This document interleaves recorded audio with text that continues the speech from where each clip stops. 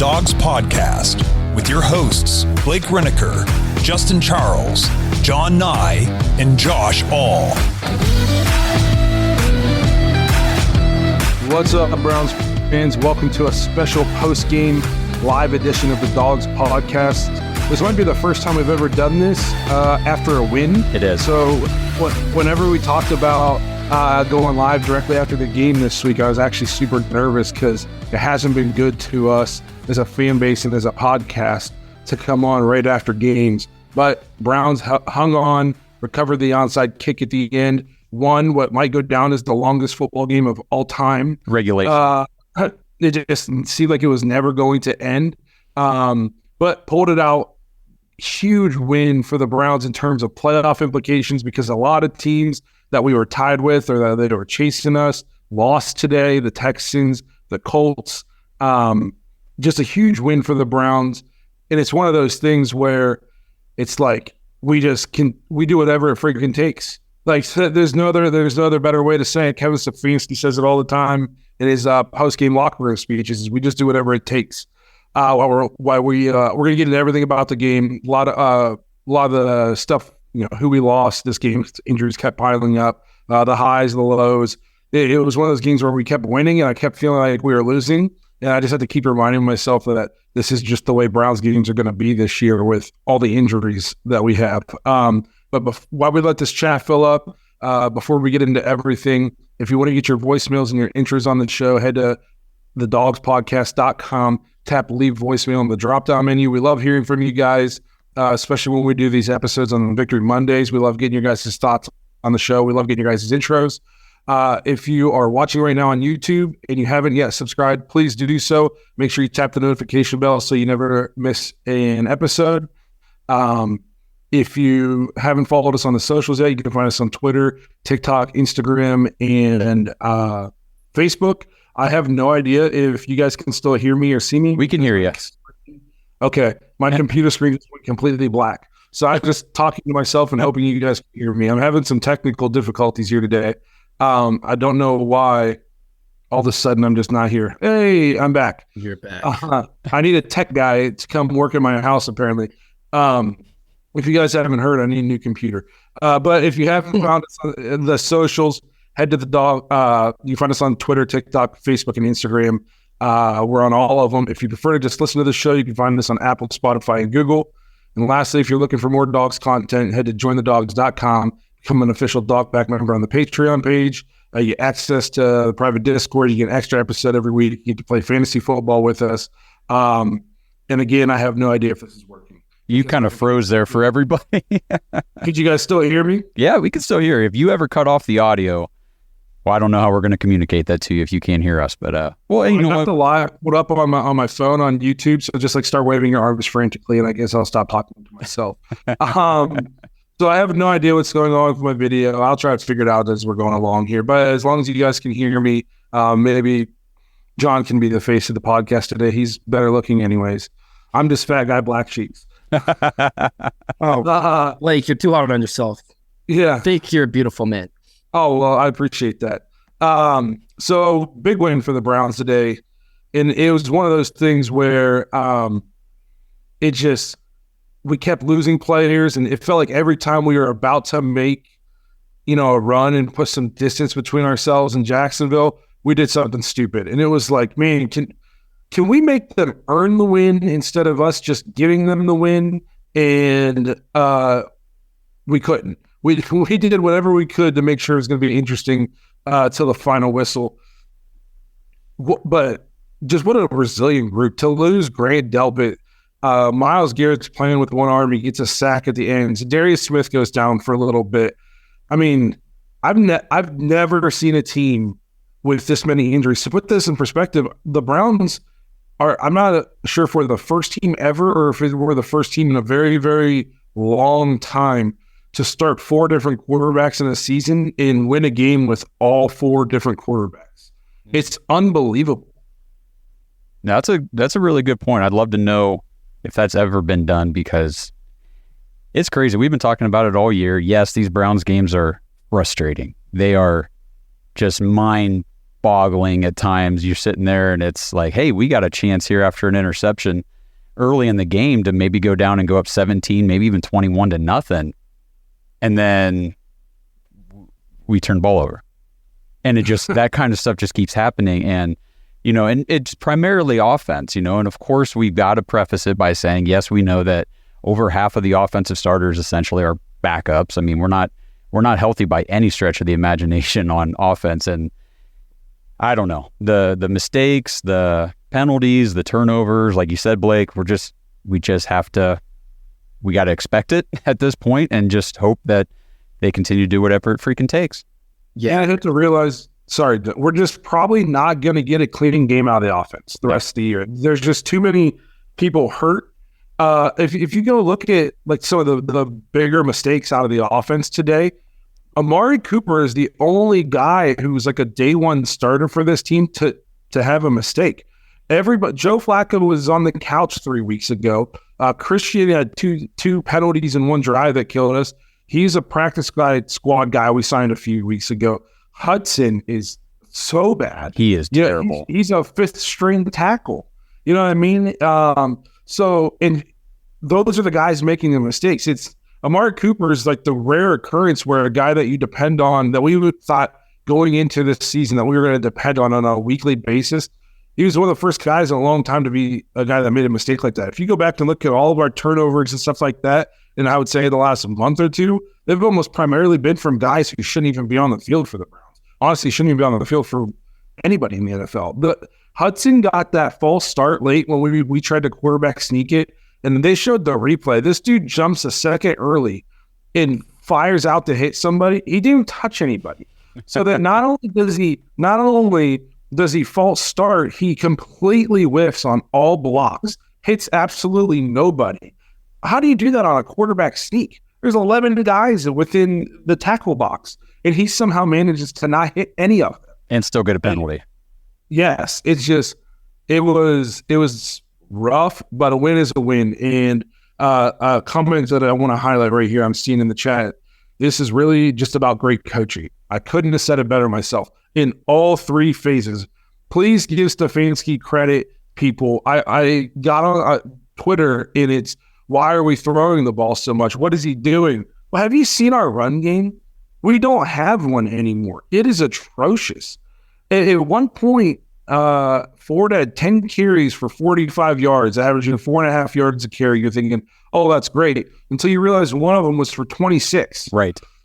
So on his other 9 carries, he had 19 yards. And I'm like, well, you're not going to sustain a run game with 1.9 yards per carry. Kareem Hunt is amazing in short yards. If we need a yard, Kareem Hunt gets a yard every time. But if you're asking him to do essentially anything else, it's a wash. Right. Okay? Yeah. I real quick, just throw the number at you. 2.3 was Jerome Ford's yards per carry today. If you take out his 126-yard run, that's not efficient.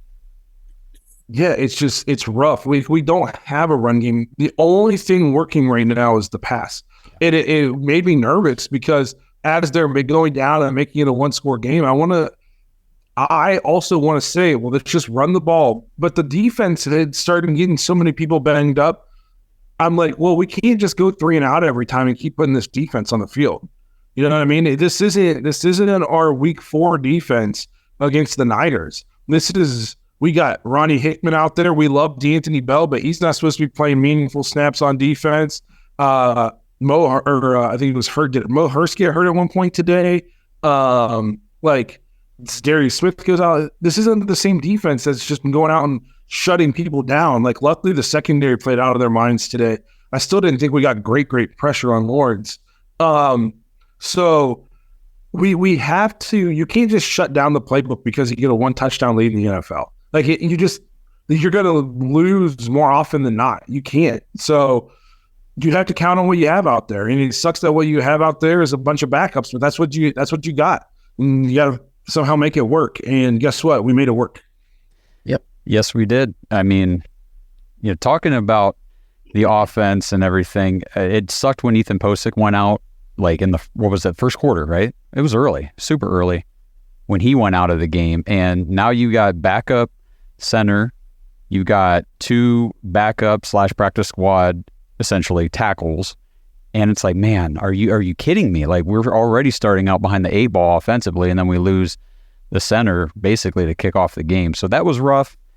And, when Flacco, just to kind of touch on his turnover, his interception, I guess that was incidental contact or whatever, where Tillman was running a slant and the defender ran right into him. And so obviously after Joe Flacco let the ball go, there was no receiver there because he got jacked on his route. I don't understand how there wasn't any pass interference or anything. Usually that gets called, I think. That was unbelievable. I just got notification the Browns have officially announced Joe Flacco as the starter for the rest of the year. Yeah. Obviously. No shit. Obviously. Yeah. Thanks, guys. Justin's coming to us live in the chat from the tailgate, so it's probably pretty rowdy up there. He says the audio is not podcast appropriate, but he's in the chat. Just speaking on this win for the Browns in terms of going forward, Texans lose today, Colts lose today, Steelers lost on Thursday night. Like this went from a game where I just thought hopefully we can win, steal this game, but my biggest focus was on the Bears, the Bengals, and the Jets. Okay, but now once Pittsburgh lost, and this became a huge game for playoff implications for the Browns, and you managed to steal it at home despite all the injuries. So huge game for the Browns. Like somebody out here said, there's still people talking crap on Stefanski and saying to bring in an OC. That play to David Bell for the touchdown on 4th and 3. First of all, that's a ballsy call to go for it right there. Yes. And that's what people just look at that, and if it fails, they bash him. But when it's successful, they don't go, man, that was a ballsy call. He knows if this doesn't work, we potentially lose. The fan base is irate. Like, that took guts. Well, guess what? I like that my head coach has guts. You know what I mean? He doesn't play scared. He goes out there and tries to win the football game. And he designed, the play was perfect. Bell could have crawled it. Yeah, he could have. That was 2 wide open touchdowns. And think about last week and this week on the opening drive. Like, Kevin Stefanski puts together a very nice opening drive script, because you think about last week, Jerome Ford, wide open for that. Well, he fell into the end zone because he was off balance, but wide open for a touchdown. And then today, David Njoku on the opening drive, just wide open for a touchdown. I mean, the calls that I think that, yeah, Kevin does not get the credit that he is due as the play caller and head coach of this team. Somebody said extend him before he gets home tonight. And I was like, that's what I was saying. I was like, extend him when he gets to I'd have his contract extension waiting in his office on his desk. Yeah. Walking to sign it real quick. The fact that we are now 8-5, we have a 1-game lead on all the wild card teams in the AFC right now. And we just won a game with our 4th quarterback, a guy that everybody said was completely washed. Everybody said there's a reason nobody's picked up Joe Flacco. He's terrible. There's the reason the Jets didn't bring him back. He was terrible last year. And he just threw for 300 yards and 3 touchdowns. Okay. He looked pretty good against the Rams last week. PJ Walker went 2-1 on this team. DTR won a football game against the Steelers with this team. Like, at what point? Who's the common denominator here? It's Kevin Stefanski and his offense. I'm not saying it's the most perfect offense ever. I would love to have some more pre-snap motion, so a little bit more creativity at times. I wouldn't even hate if he brought in somebody to spruce up the offense some. But let's not pretend like the guy doesn't know offensive football and that he just isn't a good head coach. That argument has got to be so far gone. I mean, if you're still spewing that at this point, you just like to hear yourself talk. You're just an idiot, to be honest. Yeah. What Joe Flacco has been able to do in this offense is impressive on a whole bunch of different levels. I mean, one, out of the league all year till just a couple weeks ago, comes off his couch playing backyard football with his kids. They keep talking about that stuff on the broadcast. And here he is, just walks into this offense, and that's 256 yards or something last week. And then he comes this week and throws for over 300. I mean, there's a lot of the top quarterbacks in the league that hardly ever get a 300-yard game. And Joe Flacco waltzes into this one and just, there it is. And, I think that's a testament to him and his training level and his experience as a veteran quarterback and all that. And it's a testament to Kevin Stefanski on getting these guys ready to go and being able to run an offense that highlights Joe Flacco's arm and his passing prowess, because, you know, we don't throw a whole lot of yards this season. I mean, when Deshaun Watson's not in the game, you're not getting a lot of passing output from PJ. You're not getting any passing output from DTR. This is like a whole new element to our offense that we didn't have before. Yeah, and it can be tough to do well in the passing game when the defense knows you can't run. Yeah. Our offensive line is so banged up, and our running game is lost without Chubb. So, I mean, the fact that he threw for 300 yards to me is incredibly noteworthy, and it speaks to, you know, his abilities that he's still got, and as well as, like you said, Kevin's play calling. I agree. Like, I don't really understand the hate at this point. I mean, we're 8-5 is solid for a team with their starting quarterback healthy. This episode is brought to you by Omaha Steaks. Browns fans, you've heard me talking about Omaha Steaks for like 3 years now. And seriously, the only reason that I keep doing it is because I love Omaha Steaks. That's the reason I reached out to Omaha Steaks to establish a partnership in the first place. This food is absolutely extraordinary. It comes at a really, really great price. I mean, think about the price you're paying for meats and all kinds of foods right now. The price you pay for the quality you get at Omaha Steaks cannot be matched, beat, anything, anywhere. And this holiday season, Omaha Steaks is the absolute perfect gift to get all the loved ones in your life. For me, it just makes Christmas shopping and getting people gifts that much easier. What do you get for people that, one, you don't really know what they want, you don't really know what they need, and they pretty much have everything they need anyway? People can always use meat. They can always use food.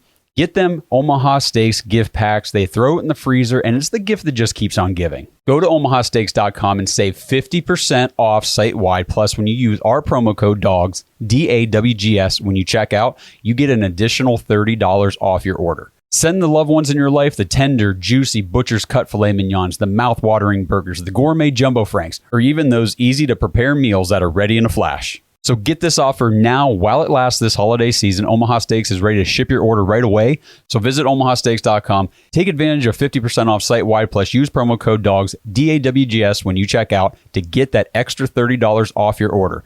Happy holidays, everybody, and Merry Christmas. Minimum order may be required. This episode is sponsored by Factor. Browns fans, get started on your New Year's resolutions with Factor, America's ready-to-eat meal delivery service that takes all the stress out of meal planning and sets you up for success here in the new year.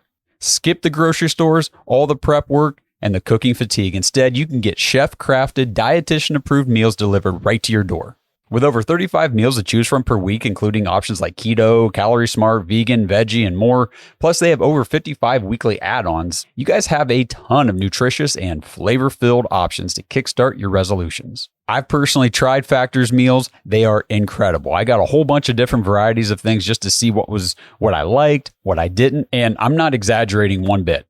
I liked them all. You throw it in the microwave, 2 minutes, and bam, you have a nutritious meal ready to go on the fly. And the nice thing is, when things get hectic, Factor is totally flexible. You can change your order up every week with plans from 4 to 18 meals per week. You can even pause or reschedule your deliveries anytime you want. So here we go, guys. Let's stress less over our meal times in the new year. Let's get Factor's no prep, no mess meals, no shopping, no cooking, no cleanup. Head to factormeals.com/thedogs50. That's all one word, thedogs50. Use code thedogs50 to get 50% off your order. That's code thedogs50 at factormeals.com/thedogs50 to get 50% off. Happy New Year, everyone.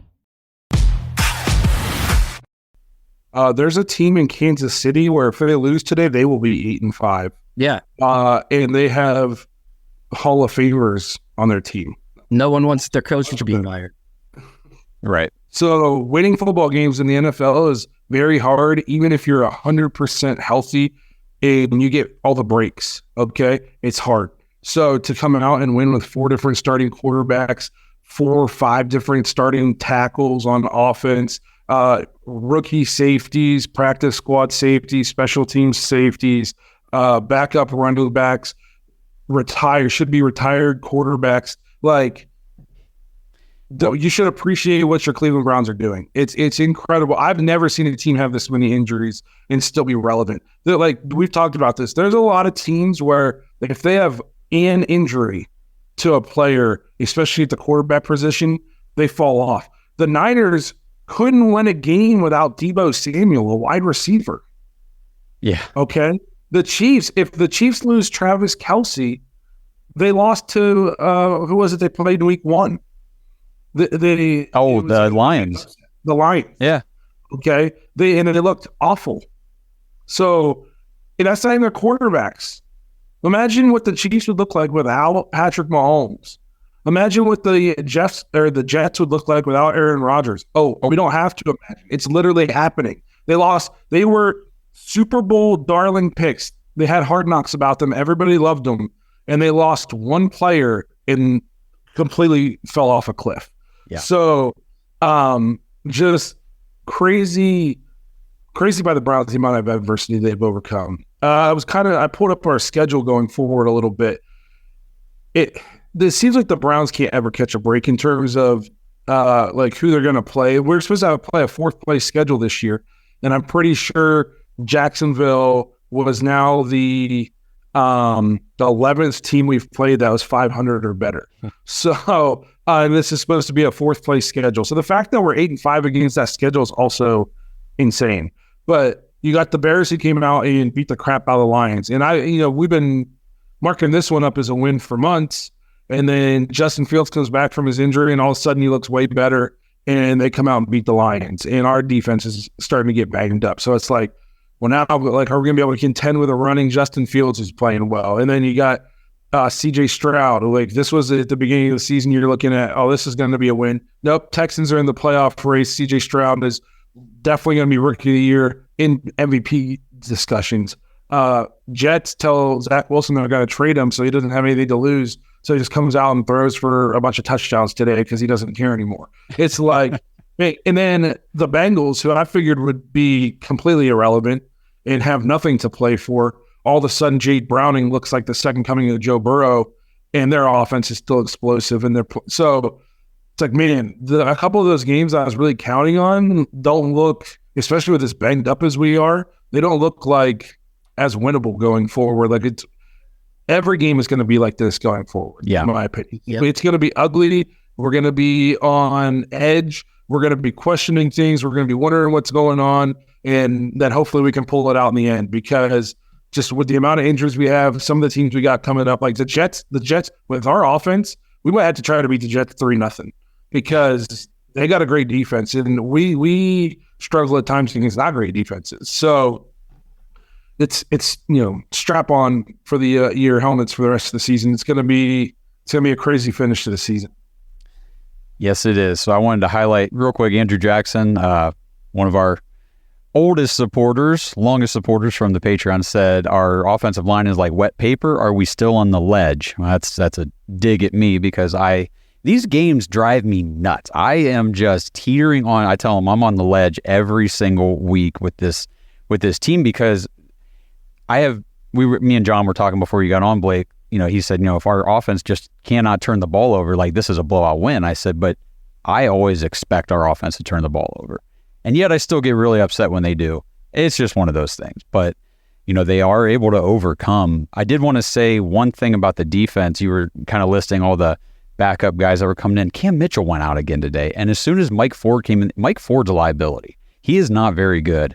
He played great that Steelers game and has been terrible since. Yeah, right. Yep. So. Comment here says the book is still out on Stefanski. His play calls on crucial downs are questionable. He got lucky today. No. So if the play doesn't work, is he just unlucky? I don't understand why if it works, he's lucky, but if it doesn't work, he sucks. Yep. You want to, give all the blame when it doesn't work out, no credit when it does work out. But if you look at, across the NFL throughout history, isn't every single coach's play calling questionable? Every single coach ever? Yes. You can always question it.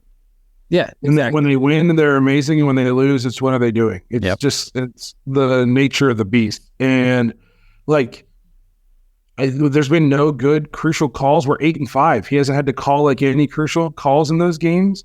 And I hate when people say he's cost us all 5 of our games. No, he hasn't. That's so dumb. First of all, so you think the Browns would be undefeated if we had a different coach? No, we wouldn't. Like, it's wild. Yeah. So Fatal Gnome in the chat, another one of our big time Patreon supporters, says anyone still out on Stefanski is not a true Browns fan. Criticism is fine, but we're 8-5. Get a grip. I agree. 12-5 train. Yep. There we go. I just in Stefanski's defense real quick. And Blake talked about Aaron Rodgers going out in New York. I would say, like, maybe more to Stefanski's credit than anything else we've seen this year is the buy-in and the resolve.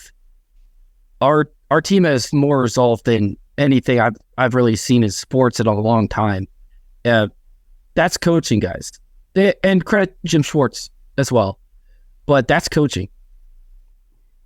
You know, if Joe Woods and Freddie Kitchens were coaching the Browns right now, we would have given up week 2 when Chubb went out. We would be, I don't know, we'd probably have 2 or 3 wins. So, I mean, you know, give the coaches credit when they deserve it if you want to give them all the blame when something goes wrong. Yeah, that's a great point. That is a very good point. And I mean, the last couple of weeks on the road, obviously, you know, we went over on the last show the differences between the defensive numbers on the road this season and at home. It's an absolute night and day difference. And what has been bothering me so much is when the Browns were on the road and they're getting beat because our defense couldn't stop anything, they were saying Stefanski's a horrible coach. But then whenever the Browns come out and win, it's because Jim Schwartz is a great coach. So yeah, it's a group effort. Obviously, Kevin's the head coach, but I mean, it takes the entire staff, takes all these guys buying in, supporting each other, just to do whatever freaking takes. So I just was looking at the teams we beat this year in terms of just to kind of put it in perspective about how we're 8-5 up against these odds is truly kind of remarkable. Of our 8 wins, now I'm not sure how it's all going to shake out after today, but as it stands now, I'm pretty sure of our 8 wins, 7 of them are against current playoff teams in either the AFC or the NFC. I don't know if there's another team in football who's beat 7 playoff teams. Yeah, I would have to go through and check people's schedules. I don't know if there's another team in football who has beaten 7 playoff teams this year, 7 current playoff teams, and for 7 of their 8 wins to be against current playoff teams.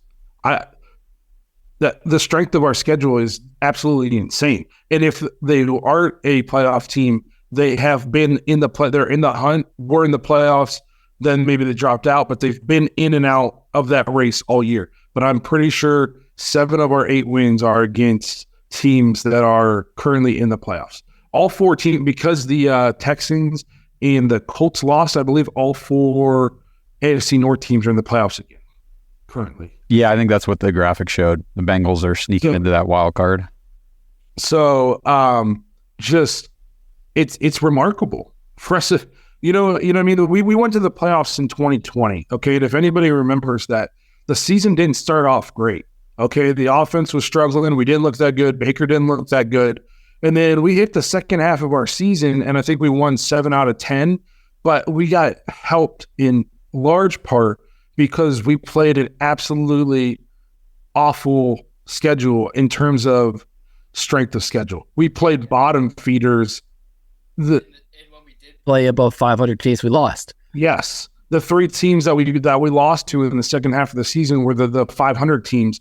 And we were the best of the bad teams, and we picked on them, and we won the games against bad teams, and we made the playoffs, which I'm not going to apologize for winning and beating teams who are on our schedule, but it's different this year. We're not just picking off bottom feeders. We're going toe-to-toe with the best teams in football, and we're coming out on top, and we're doing it with second and third string running backs, 4th string quarterbacks, 5th string tackles. Like, you can't say enough about. I mean, it's literally hard to put into words. It's hard to fathom that we're 8-5 with the amount of injuries we've had. Yep, and you look at some of the games we've lost. Just to kind of backtrack, I mean, week 2 we lose Nick Chubb. We lost that game by 4 points. We had 2 costly, turnovers that turned into touchdowns immediately. Otherwise, that game might be a win. Then you look at like the Seattle game. I mean, a little bit better QB play in that game, and we get that game too. So this team they're not just 8-5. Like, they are just a few bad plays, bad situations away from being even better, which is just from where this team came from a few years ago, winning 1 game in 2 seasons. This is awesome. This is so good right now. Yeah. So I'm trying to scroll through these comments, see if I see anything else. I will say this: the fact that Joe Flacco is throwing for 300 yards in this offense is very impressive to me, because we need wide receiver. Oh my gosh, I'm glad you said that, because I wanted to bring that up on the show. Like, Amari Cooper is very good, okay? And I think Elijah Moore could be like a really good guy on your team, like a role player guy. But I don't know if he's like a guy, like a high-level number 2 receiver like we thought he was going to be.